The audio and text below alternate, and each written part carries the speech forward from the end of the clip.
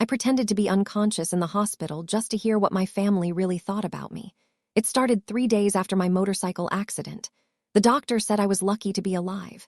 Cracked ribs, concussion, broken leg, but I was healing faster than expected. By day 3, I was fully awake, but something made me keep my eyes closed when I heard footsteps approaching. My older brother, Camden, entered first. Still out cold, he said to someone behind him. "Good," came my mother's voice. "Maybe this will finally teach her." "A lesson?" My heart stopped. "What lesson?" "I mean, riding that death trap at 25, Mom continued. "She's always been reckless. Remember when she dropped out of law school to become a paramedic?" Camden corrected, which, let's be honest, was probably smart. She never had the brains for law anyway. I lay there perfectly still as my family dissected my life choices like I was already dead. "The worst part is the money," Mom sighed. "Do you know how much this hospital stay is costing?" And she has that bare bones. Insurance from her ambulance job. We could always just Camden's voice dropped lower. "Don't even say it," Mom hissed. "I'm just saying. If she doesn't wake up, the life insurance would stop." Mom's voice was sharp. "Someone might hear you." My blood turned to ice. They were discussing my life insurance, while I was lying right there. "Look, all I'm saying is maybe this is a sign." Camden continued. "She's never fit in with this family anyway, always playing hero, always making us look bad with her. Blue-collar job. Remember when she brought that homeless man to Christmas dinner?" Mom asked, her voice dripping with disgust. "Or when she testified against Uncle Richard at his trial," Camden added. "Uncle Richard, the family secret we weren't supposed to talk about. The reason I'd cut contact with most of my relatives 2 years ago, she destroyed this family." Mom said quietly. "Richard's in prison because of her lies." Lies. They were calling my testimony about what he did to me. Lies. The room fell silent. I heard the rustle of clothing like someone was leaning closer to my bed. "You know what I think?" Camden whispered. "I think we need to have a serious conversation with her doctor about her prognosis." "What kind of conversation?" Mom's voice was barely audible, the kind where we discuss quality of life. "Brain injuries can be unpredictable. Sometimes it's more merciful to let someone go." "Camden, think about it. Mom, she's never going to change. She'll wake up and go right. Back to embarrassing us. Back to her pathetic job, her bleeding heart causes, her vindictive crusade against our family. She cost us everything," Mom said, her voice growing stronger. "The country club membership, the charity board positions. Do you know how humiliating it was when the Weatherbees asked me to step down?"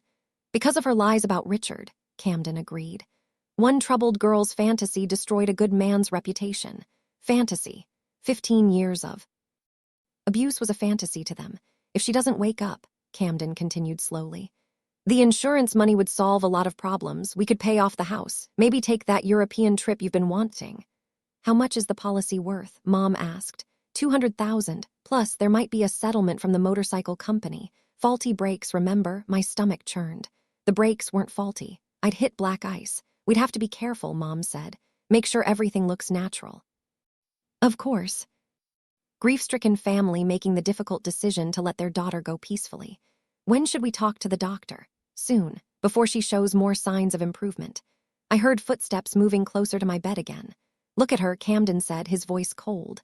25 years old, and this is what she has to show for it. No husband, no real career, no money. She's a disappointment. I had such hopes for her." Mom sighed. "Lost school, a proper marriage, grandchildren. Instead, she chose to throw it all away." "For what? To save strangers who probably don't even appreciate it. She always was selfish." Mom agreed. "Even as a child, always causing drama, always seeking attention. Attention. That's what they called my cries for help when Uncle Richard was hurting me. The funeral would actually help our image." Camden mused. "Tragic young woman taken too soon. People love a martyred hero story. We could set up a scholarship." Mom added, warming to the idea. "Show how much we supported her career choice." "Perfect. Turn her into a symbol while finally being free of the real thing." Their footsteps moved toward the door. "I should go talk to that doctor," Mom said. "What's his name?" "Martinez. Good idea. And I'll call the insurance company just to understand the process. Remember, if anyone asks, we were here praying for her recovery." Camden finished. "I know." The door clicked shut. I lay in the darkness processing what I just heard. My family wasn't just disappointed in me. They were actively hoping I'd die, and they were planning to profit from it. I forced myself to breathe normally, to keep my heart rate steady. The monitors beside me beeped rhythmically, marking time, while I tried to understand what kind of people I was related to. That night, I replayed every conversation from my childhood, every family gathering, every moment I thought showed love. How many of those smiles had been fake? How many expressions of pride had been performances for outsiders? I remember the night I'd finally told my parents about Uncle Richard. I was 22, home from college for Christmas break. I'd spent 4 years in therapy building the courage to speak. When I finally said the words, told them what he'd done to me from age 7 to 18. Their first response wasn't concern for me. It was concern for the family reputation. "Are you sure you remember this correctly?" Mom had asked. "You were so young. Children sometimes misinterpret adult affection," Dad had added. They'd spent that entire conversation trying to convince me I was wrong, that uncle. Richard was a good man who'd been nothing but kind to me. When I showed them the journal, I'd kept documenting every incident. They'd accused me of having an overactive imagination. "You always were dramatic," Mom had said, making up stories to get attention, but I hadn't made it up. And 2 years later, when Uncle Richard was caught abusing my cousin Illa, they couldn't deny it anymore. The physical evidence was undeniable. The medical reports were conclusive. Yet somehow, even then, I remained the villain in their story. The next morning brought more visitors. My cousin Bridget arrived with her husband, Trevor, both dressed in expensive clothes that screamed success and superiority. "Any change?" Bridget asked, settling into the chair beside my bed like she was attending a social event. "None," Mom replied, her voice heavy with manufactured grief. "The doctors say it could go either way." "Such a tragedy," Trevor said, though his tone suggested he was discussing the weather. "She was so young. Has anyone been to her apartment?" Bridget asked, and I could hear the calculation in her voice. "I mean, someone should check on her things, make sure nothing gets stolen." My apartment, the one-bedroom place I'd worked 3 jobs to afford, decorated with second-hand furniture and artwork from local artists I befriended. It wasn't much, but it was mine. "Camden has her keys," Mom said. "He's handling all that."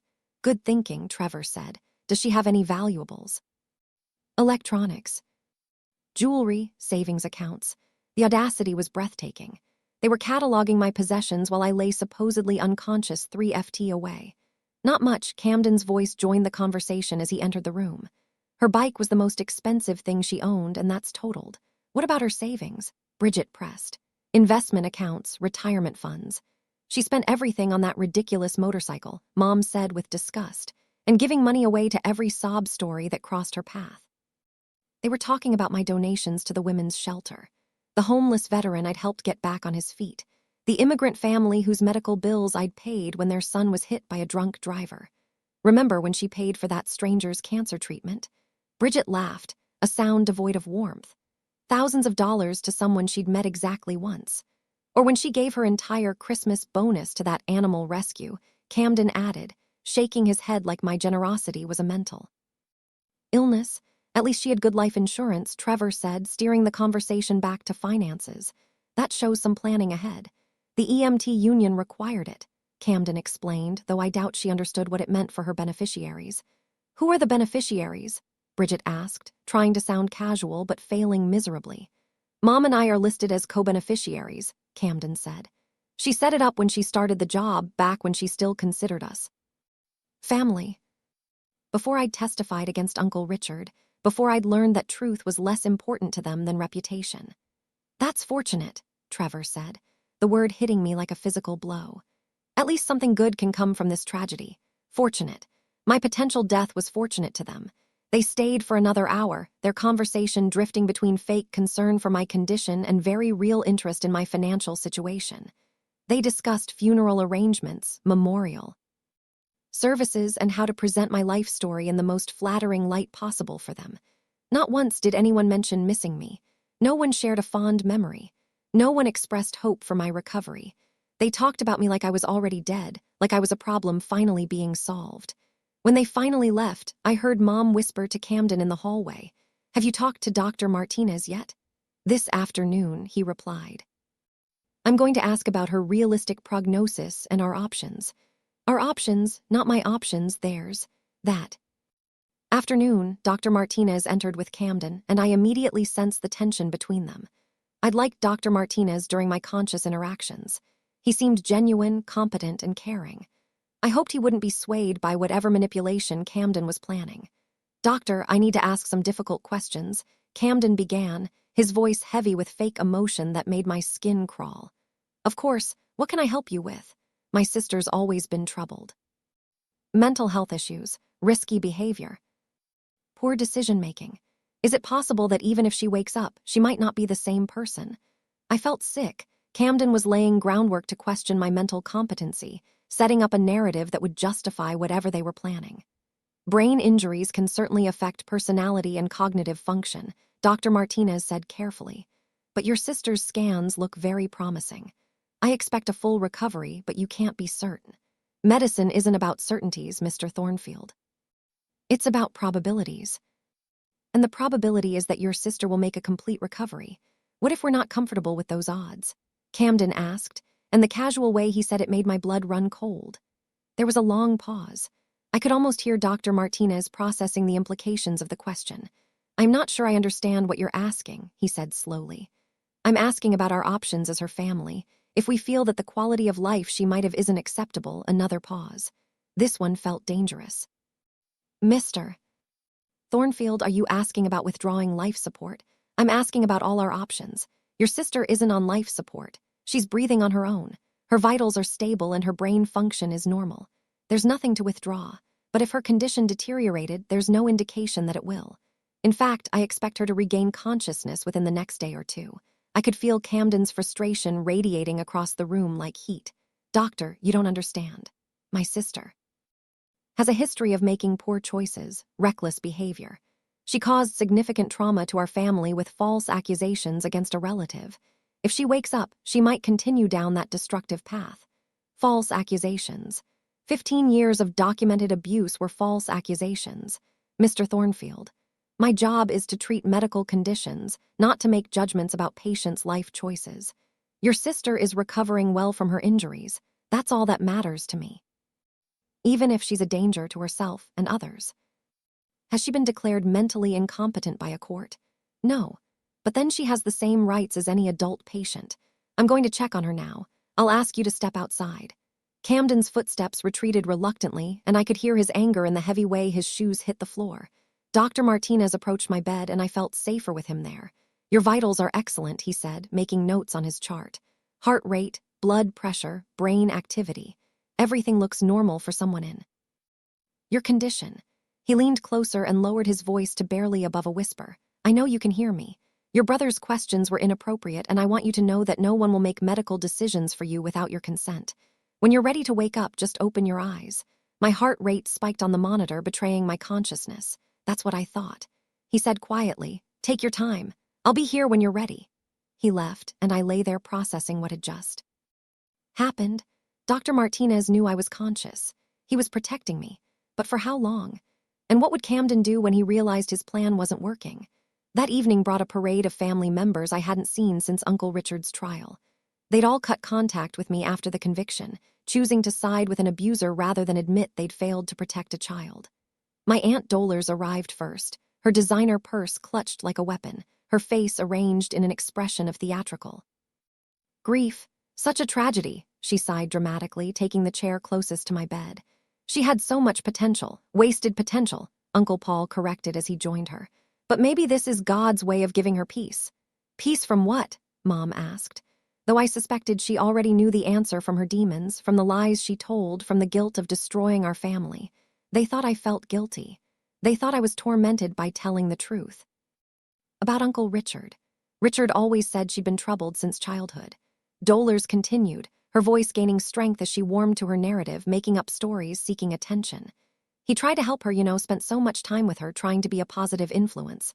Positive influence. That's what they called grooming. The trial nearly killed him, Paul added, his voice heavy with manufactured sorrow. An innocent man destroyed by a disturbed girl's fantasies. He's doing better now, though, Dolores said, brightening slightly. Prison has given him time to reflect, to forgive her for what she did to him. Forgive me for what he did to me. He writes to us sometimes, Paul said. Never bitter, never angry, just sad that she couldn't accept his love and guidance. His love. 15 years of abuse was love to them.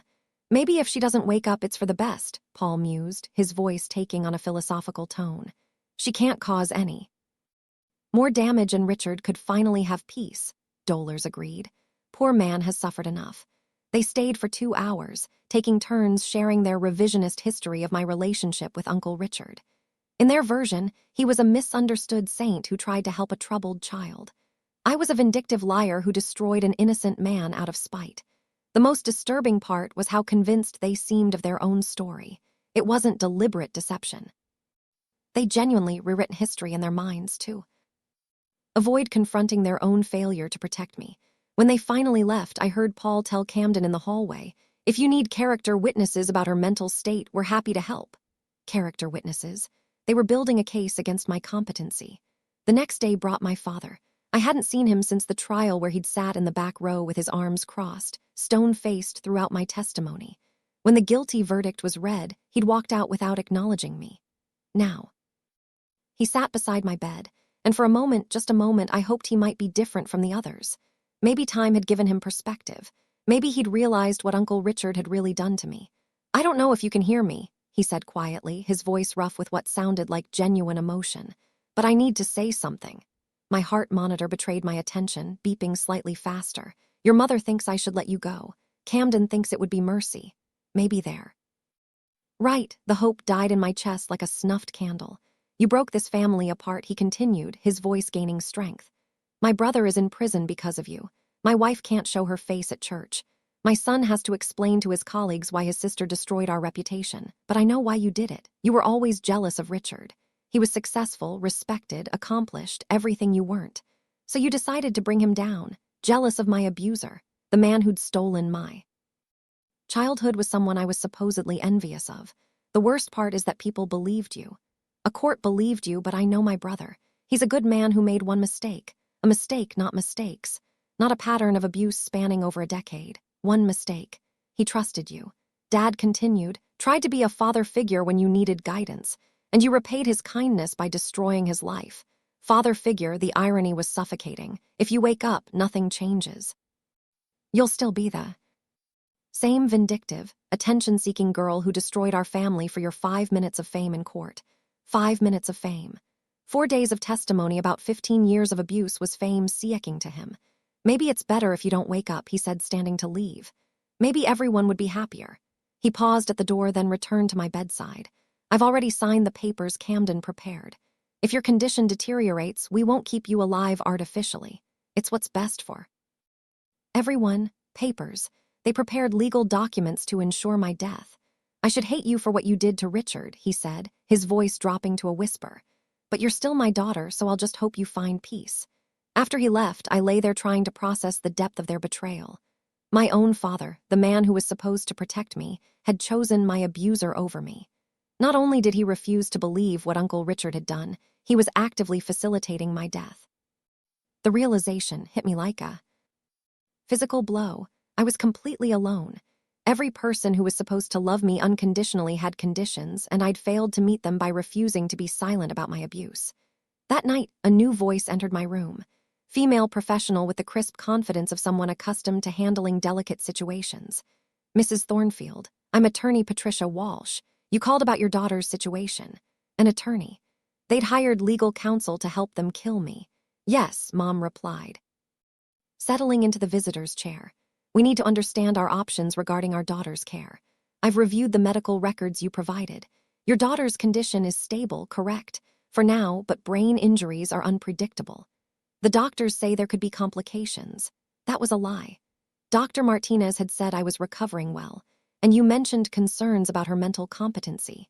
"She's made increasingly erratic decisions over the past few years," Mom said, warming to her narrative. "Dropped out of law school to take a low-paying job, alienated the entire family with false accusations against her uncle. False accusations. She claimed he abused her as a child. The court believed her lies, and now an innocent man is in prison. I see. And you're concerned that if she recovers, she might continue making poor decisions. We're concerned she might be a danger to herself and others. She's always been impulsive, reckless. This motorcycle accident is just the latest example. Well, if she regains consciousness, you could petition for guardianship based on mental incompetency. With the right documentation, you could make her medical and financial decisions. What kind of documentation would we need? Psychiatric evaluations, testimony from family members about her erratic behavior, evidence of poor judgment. The more comprehensive the case, the better your chances. And if she doesn't regain consciousness, then the medical power of attorney you've established would allow you to make end-of-life decisions on her behalf. Medical power of attorney. They'd given themselves the legal right to kill me while I was unconscious and couldn't contest it. How quickly could we move forward? Camden's voice joined the conversation as he entered the room. If she wakes up, we could file a petition within days. The court would order an evaluation, and if she's found incompetent, you'd be appointed as her guardians. And if she doesn't wake up, that's a decision for you and her. Doctors, some families choose to maintain life support indefinitely. Others feel it's more humane to allow natural death. They spent another hour discussing legal strategies, financial implications, and how to present their case for my incompetency.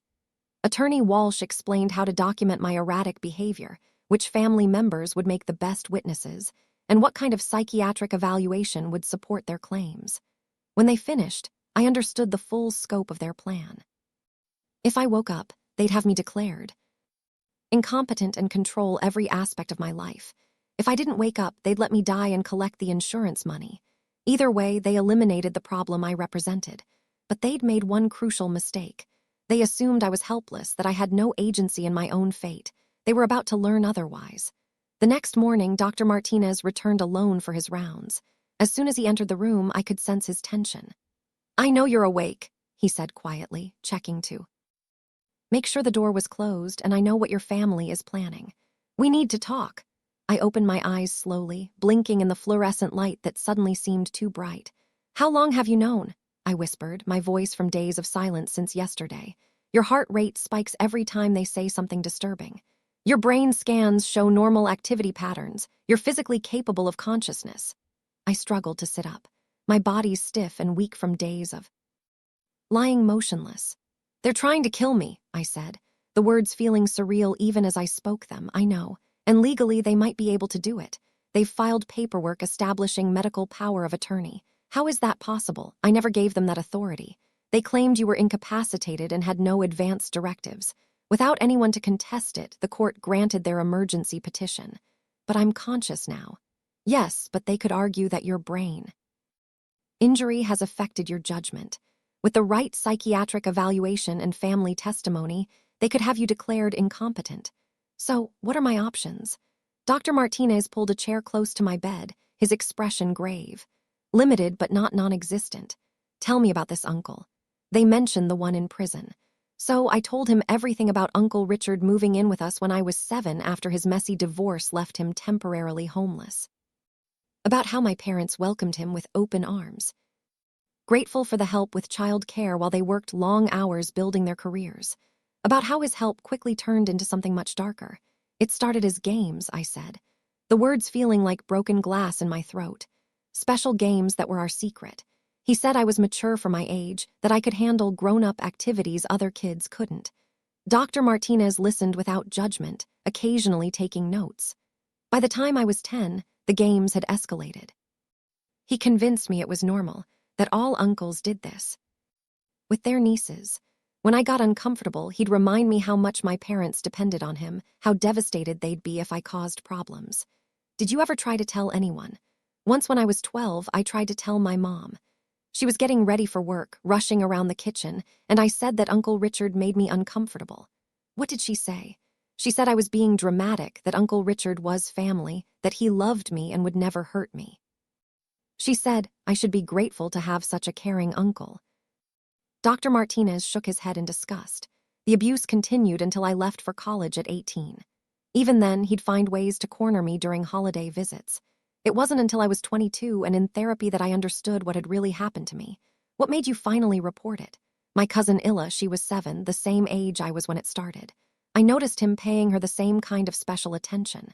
I couldn't let it happen to another child. So, you went to the police." "First, I tried to warn my family. I thought if I explained what he'd done to me, they'd protect Illa.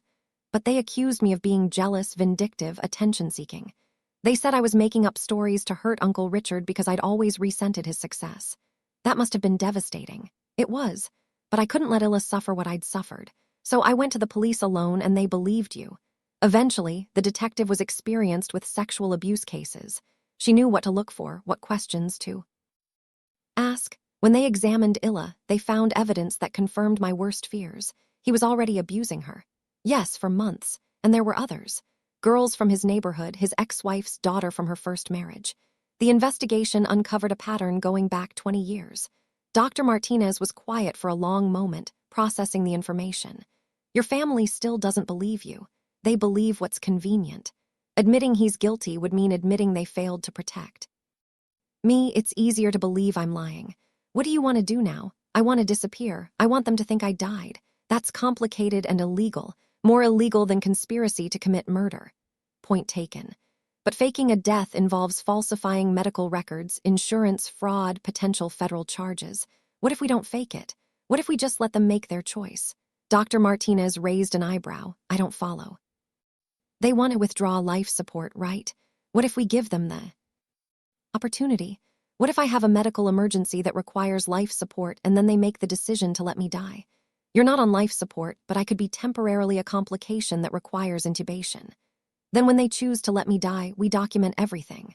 That's incredibly risky. Less risky than letting them actually kill me. Dr. Martinez studied my chart, thinking hard. There might be another way, he said slowly, but it would require perfect timing, absolute trust, and significant risk for both of us. What kind of way? Medical records can be interpreted creatively. If you were to have a sudden decline, require emergency intervention, and then pass away despite our best efforts, well, death certificates are filed based on medical judgment. You'd fake my death. I document a tragic outcome following complications from traumatic brain injury, which technically wouldn't be entirely false. You did have a brain injury. And then you'd need a new identity, a new life, and the ability to stay hidden indefinitely. The plan seemed impossible, too complex, too dangerous. But the alternative was letting my family either kill me or control me for the rest of my life. Let's do it, I said. Are you sure? Once you're legally dead, there's no going back. You'd lose everything. Your career, your friends, your entire identity. I've already lost my family. Everything else can be replaced. What about your job, your colleagues? They'll remember me as someone who died too young. That's better than living as someone who was never really alive. Dr. Martinez spent the next hour outlining the details. He'd document a sudden deterioration in my condition, requiring emergency life support.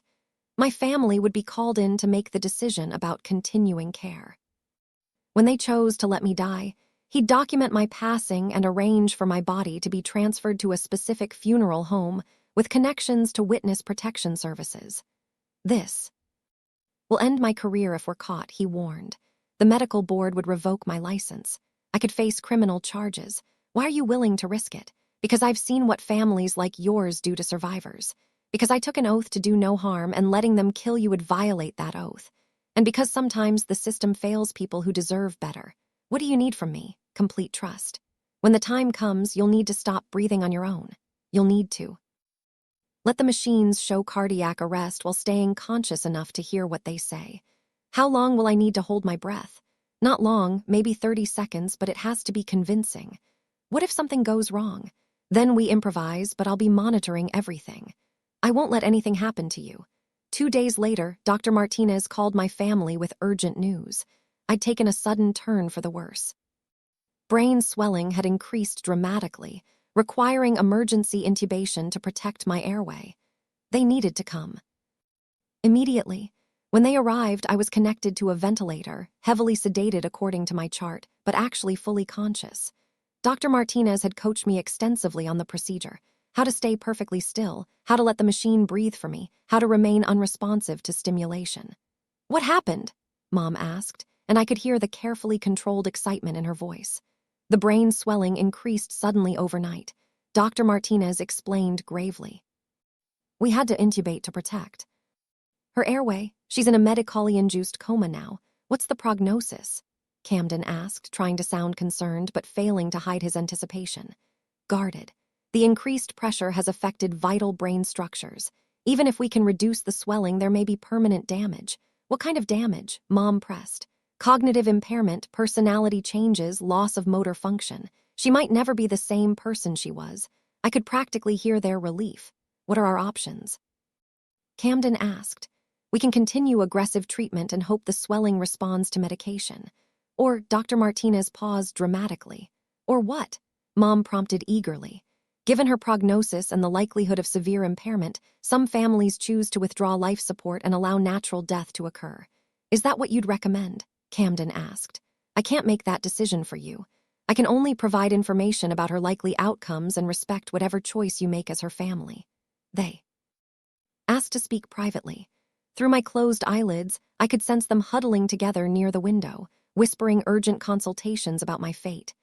Doctor, Mom said finally, returning to my bedside. We've made our decision, and that is we want to withdraw life support. It's what she would want. She always said she wouldn't want to live if she couldn't be independent. I'd never said any such thing, but I wasn't surprised they'd invent a conversation that justified their choice. She wouldn't want to be a burden, Camden added. This is the merciful thing to do. Merciful. Murdering me was merciful. Are you certain? Dr. Martinez asked. This decision is irreversible. We're certain, Camden said firmly. When can we proceed? I'll need to complete some paperwork, notify the ethics committee, and allow time for any family members who want to say goodbye. Tomorrow morning, we can begin the process. That night, Dr. Martinez came to check on me. Evening shift change. Are you ready for this? He whispered, checking to make sure no one was in the hallway. I squeezed his hand, the first voluntary movement I'd made in days. Tomorrow, when they withdraw the ventilator, you'll need to stop breathing on your own for about 30 seconds. I'll document cardiac arrest, then begin resuscitation efforts that will fail. From there, you'll be transferred to the morgue and then to our contact at the funeral home. What about my records here? They'll show that you died from complications following withdrawal of life support. Cause of death will be listed as natural. Brain death following traumatic injury. And if they want an autopsy, they won't. Your family has already indicated they want immediate cremation with minimal ceremony. Of course, they did. The faster I disappeared, the sooner they could collect the insurance money and move on with their lives. One more thing, Dr. Martinez said. I've contacted someone who specializes in helping abuse survivors disappear. She'll be waiting at the funeral home to begin the process of creating your new identity. What's her name? Agent Patricia Wolf, FBI. She's been tracking your uncle's case and knows about your family's reaction to your testimony. The FBI was involved. This was bigger than just my family's greed. It was part of a larger investigation into how abuse survivors were silenced by their family. The next morning, my entire extended family gathered for my death. Aunts, uncles, cousins, people who hadn't spoken to me in years suddenly appeared to witness my final moments. They arranged themselves around my bed like mourners at a wake, their faces carefully composed in expressions of grief that didn't reach their eyes. Dr. Martinez explained the procedure with professional gravity. When life support was withdrawn, my body would either resume natural breathing or cardiovascular function would cease. There was no way to predict which would happen. Before we begin, Mom announced, "We'd like to say our goodbyes." One by one, they approached my bed with their hollow words of farewell. "We love you, rest in peace. You'll finally have the peace you've been seeking." Uncle Paul leaned close and whispered, so only I could hear, "Maybe now Richard can finally forgive you." Aunt Dolores squeezed my hand and said, "We know you're sorry for what you did to our family." My father kissed my forehead and murmured, "I hope you find whatever you were looking for." Camden was last. He gripped my hand and said loud enough for everyone to hear, "We're sorry it had to end this way, but we know this is what you'd want to be free from the pain you've been carrying. What I'd want. They were killing me for my own good. Are you ready to proceed?" Dr. Martinez asked. "We're ready," Mom said without hesitation. Dr. Martinez began the process of withdrawing life support. First, he discontinued the IV medications that were supposedly keeping me sedated. Then he removed the feeding tube. Finally, he began preparing to extubate me. "Once I remove the breathing tube, we'll know quickly whether she can breathe on her own," he explained. "And if she can't?" Camden asked. "Then we'll make her as comfortable as possible while nature takes its course." The breathing tube was removed. This was my moment. I forced myself to remain completely still, to not draw a single breath, despite every instinct screaming at me to inhale. "She's not breathing on her own," Dr. Martinez announced, watching the monitors that were showing the predetermined patterns we'd arranged around me. I heard the subtle sounds of relief disguised as grief. Quiet sighs, shuffling feet, whispered conversations about how peaceful I looked. "Hate is dropping," Dr. Martinez playing his role perfectly. "Is she in pain?" Mom asked, though her voice held no real concern. "No, she's completely unconscious. This is peaceful. How long will it take? Camden asked. Not long now. Her heart rate is becoming irregular. I lay there, holding my breath while counting seconds in my head. 30 seconds felt like 30 years, but I forced myself to remain motionless. I'm losing cardiac rhythm. Dr. Martinez said, I'm going to call it. He went through the official procedure, noting the time of death, documenting the cause, and explaining next steps to my family. We'd like to arrange cremation as quickly as possible. Camden said immediately she wouldn't want a big funeral. She was always private about these things. Private? They wanted me cremated quickly, so there'd be no chance of discovery. I understand, Dr. Martinez said. I'll have her body transferred to Morrison Funeral Home.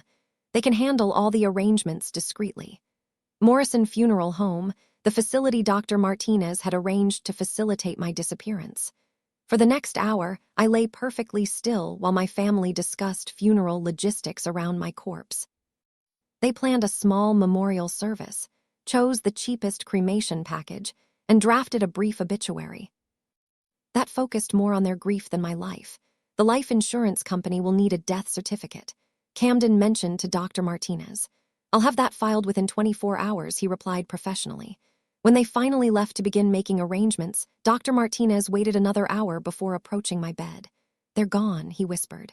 You can breathe now, I gasped, filling my lungs with air that tasted like freedom and terror in equal measure. How do you feel? Like ghost, I said, my voice from the effort of staying silent. How does this work now? In about an hour, the funeral home will send a hearse. You'll be transferred in a body bag to their facility where you'll meet Agent Wolf and begin the process of becoming someone new. What about you?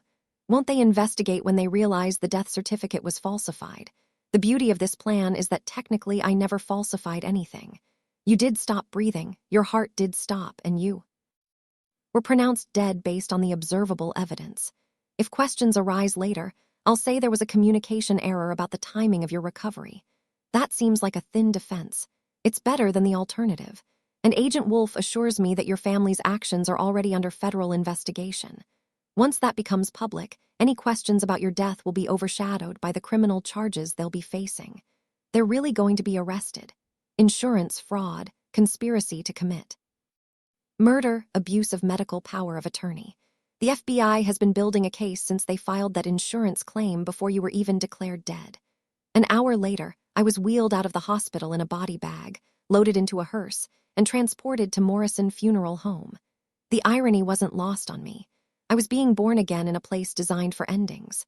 At the funeral home, I was transferred to a secure room where I met Agent Patricia Wolf.